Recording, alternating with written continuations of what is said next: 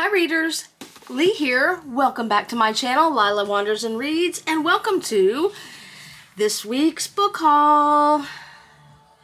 I've got to stop book hauling because I have piles and piles of books around here, and I have more books than I could ever read in a lifetime. However, I just can't seem to help myself. If I pass away, my sister should sell my books for like 25 cents a piece for the most part, and she'd have a lot of money. This week, not with this haul, but with another haul that I did, I actually exceeded 4,000 cataloged books. I have books that are uncatalogued in my app. Anywho, that is not what I'm here to talk about. I do have a couple days off this coming week, and I'm going to try to organize these piles into something. So, you might be aware that Barack Obama put out his summer reading list recently. And of that list, I've read 3, The God of the Woods, Headshot, and James. I've talked about those in other videos. And I had one, The Ministry of Time, that I have not gotten to yet. My cousin did remark that this was really good, so this might get bumped up in my TBR. But I'm not going to talk about this one in depth. I have talked about this on, I think, a time travel video. Not sure. I got to start keeping better logs about that too. Anywho, so I ended up going out and buying 5 of the books on his summer reading list. There are still a couple others. Those were mostly nonfiction. They were all nonfiction, I believe. But every fiction book I bought, and then one nonfiction. We'll talk about that later. The first one is, I have got to stop. No. I never read short story collections, but I keep collecting them. And I almost didn't pick this up, but I did. If I don't get to it this year, next year I really want to make a plan for short story reading. I don't know why it's so hard for me, but oh, this is blurbed by Percival Everett. Anywho, let me get on focus. Beautiful Days, Stories by Zach Williams. This is a striking and savage debut story collection that confronts parenthood, mortality, and life's broken promises. Ooh, this is why I bought it.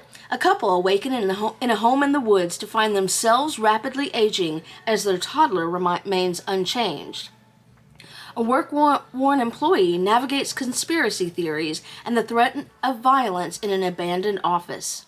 A tour guide leads a troublesome group to an ancient structure, apparently non-human in origin, discovering along the way that the most mysterious creatures of all are right beside him. These 10 stories show the fallibility of time and how reality reveals itself behind the gaze of a dream or a nightmare. This sounds like horror almost, or maybe like horror in real life. I do want to get to this. I am still working on You Like It Darker. I have misplaced that because I just don't do short stories well, but I would like to get to this once I finish that. Next up is the only nonfiction book that I bought from the list. Again, I hesitated on this, but another YouTuber who's really popular that I follow, The Lonesome Reader, said he was hesitant also because it's about sports. He's not really into sports. Same, except for like when gymnastics comes on or during like the Super Bowl. But this is There's Always This Year on Basketball and Ascension by Hanif Abdurraqib. He's a poet, essayist, and cultural critic from Columbus, Ohio. Oh, I misread this. Glad I put my glasses on. Growing up in Columbus, Ohio in the 1990s, Hanif Abdurraqib witnessed a golden era of basketball, one in which legends like LeBron James were forged and countless others weren't. His lifelong love of the game leads Abdurraqib into a lyrical, historical, and emotionally rich exploration of what it means to make it, who we think deserves success, the tension between excellence and expectation, and the very notion of role models, all of which he expertly weaves together with intimate, personal storytelling. Here is where I would like to tell you about the form on my father's jump shot, Abdurraqib writes. The truth, though, is that I saw my father shoot a basketball only one time. So this seemed intriguing because it's a story about, I guess, life and all the things that they said.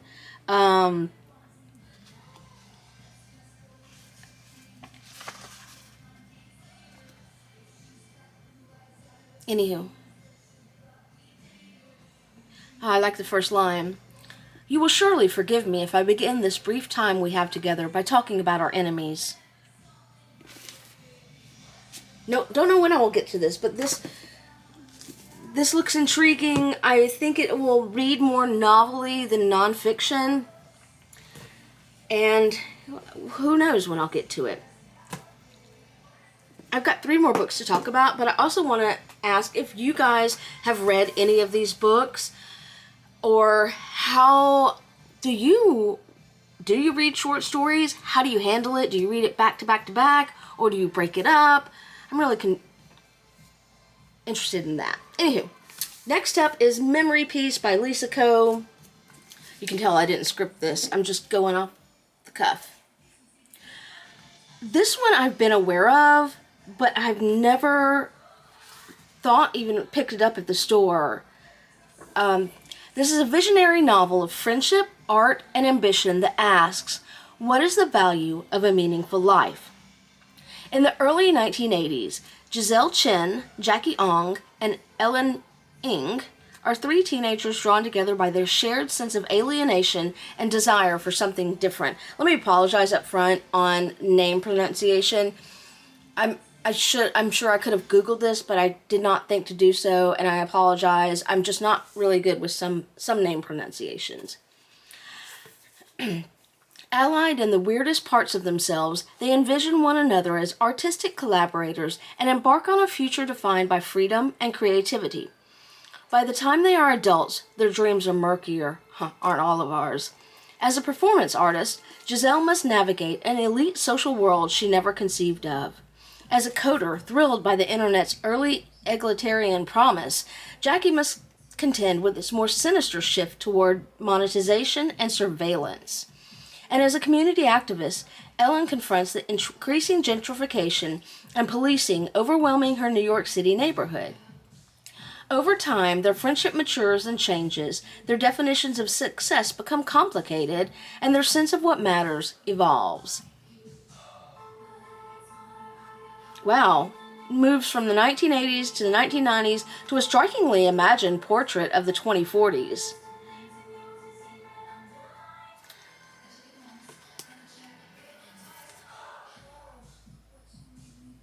Before the raids, before the hidden compartments and career retrospectives, there was a lonely girl in her room. That is how this book begins, and I almost want to continue reading it because of that.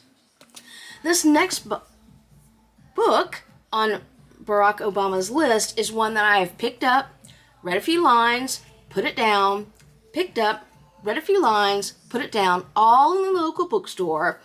And since it was on the list, I figured it was a sign to finally bite the bullet and read it. That is Martyr by Kaveh Akbar. Again, what the hell is that on me? I have been on the fence about this book for a long, long time. I can't even tell you. It's been more than 2 times I've picked it up. It's probably 3 to 5 times. Cyrus Shams, the novel's hero, is a young man grappling with an inheritance of violence and loss, a mother whose plane was shot down over the skies of the Persian Gulf in a senseless accident, and a father whose life in America was circumscribed by killing chickens on a factory farm in the Midwest. Cyrus is a drunk, an addict, and a poet whose obsession with martyrs leads him into the mysteries of his past, toward an uncle who rode through Iranian battlefields dressed as the angel of death to inspire and comfort the dying, and toward his mother through a painting discovered in a Brooklyn art gallery that suggests she might not have been who or what she seemed. Cyrus is guided on his journey by the voices of artists, poets, and kings, and delivered in the novel's unforgettable final pages to a world that teems with unforeseen wonders. See, I've always... Sometimes things just hit differently at different times. This one starts like this, at Keedy University in 2015. Maybe it was that Cyrus had done the wrong drugs in the right order or the right drugs in the wrong order, but when God finally spoke to him after 27 years of silence, what Cyrus wanted more than anything else was a do-over. When I was picking these up, I bought them online to try to prevent buying any more books in the store. But when I was checking these out, the bookseller said that he had read the first couple chapters. He had an arc of Martyr, and he really enjoyed it. I've never read anything that Kaveh Akbar has written. He's written 2 poetry collections and a chapbook, Portrait of the Alcoholic. So is this a debut novel? Doesn't say. Anywho, finally, this week my posts have been like all over the place. I'm really going to try to focus a little bit more, but Tuesday's post was recorded on Saturday after I had tried to finish mowing the yard, and not a good time to try to do a video. Anywho, next book, and the final book that I bought, Help Wanted by Adelle Waldman. I have not read anything by her either.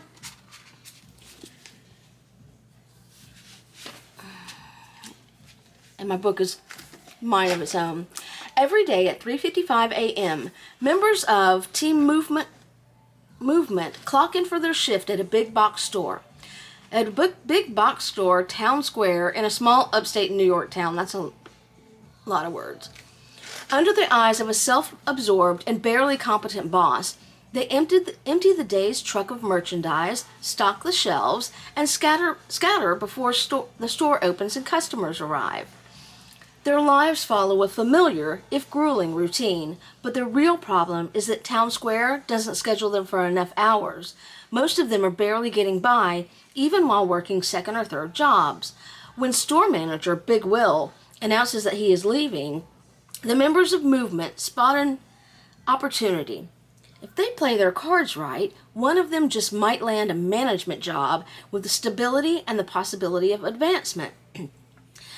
The members of Team Movement, including a comedy-obsessed oddball who acts half his age, a young woman who clinging to her cool kid status from high school, and a college football hopeful trying to find a new path, band together to set a just so crazy it might work plot in motion. This is a debut novel, which is why I hadn't read anything by her. I had not heard about this book. This is one that was not on my radar at all.